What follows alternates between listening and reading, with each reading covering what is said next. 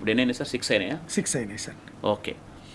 Next most important thing, అయితే దీని గురించి నేను ఒక పర్సనల్ ఇది కూడా చెప్తాను మీకు. నేను మామూలుగా నేను క్లాసులో ఇది ఇంప్లిమెంట్ చేశాను, చాలాసార్లు చేస్తాను ఇప్పటికీ.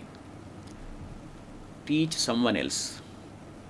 ఎక్సలెంట్, బాగుంది. పిల్లలకి చెప్తాను ఇప్పుడు నేనైతే సరే క్లాసులో బోర్డు దగ్గర పిలిపించి చేయిస్తాను పిల్లలకి. ఎందుకంటే ఎవరైనా ఆన్సర్ వచ్చింది అంటే I want to test his understanding.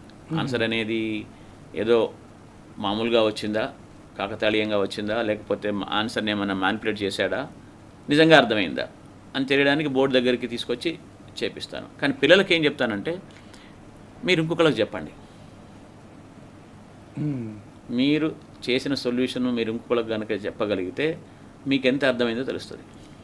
అయితే ఈ విషయం నేను చాలాసార్లు చెప్తూ వస్తున్నాను.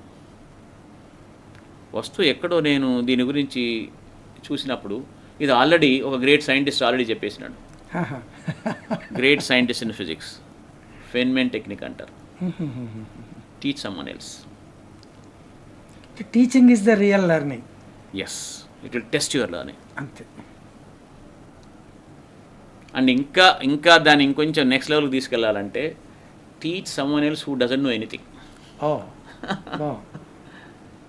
మీరు ఇప్పుడు ఒక టాప్ స్టూడెంట్స్కు ఏదైనా చెప్పారనుకోండి, వాడు దాన్ని మామూలుగా అర్థం చేసుకుంటాడు.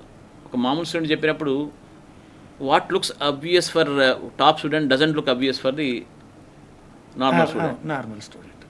అంతే. చిన్నపిల్లలు చెప్పినప్పుడు నేను అదే ఫేస్ చేస్తాను. వాళ్ళు మనం ఎప్పుడు చూడని క్వశ్చన్స్ అడుగుతారు, మనం ఎప్పుడు వినని క్వశ్చన్స్ అడుగుతారు. అరే ఎప్పుడు నేను ఆలోచించలేదే అన్న ఒక అనుమానం మనకే వస్తుంది. సో ఒక స్టూడెంట్ కనుక తను నేర్చుకున్న సొల్యూషన్ని తన అండర్స్టాండ్ చేసుకున్నానా లేదా, తన అండర్స్టాండింగ్ క్వాలిటీ ఎలాగుంది అని పరీక్షించుకోవడానికి ఏం చేయాలా? చెప్పాలి, ఇంకొకరికి చెప్పాలి. తెలియని వాళ్లకు వాళ్ళు అడుగుతున్న ప్రశ్నలను తట్టుకొని చెప్పగలిగారు. దీన్ని ఏమంటారు? ఫెన్మెన్ టెక్నిక్.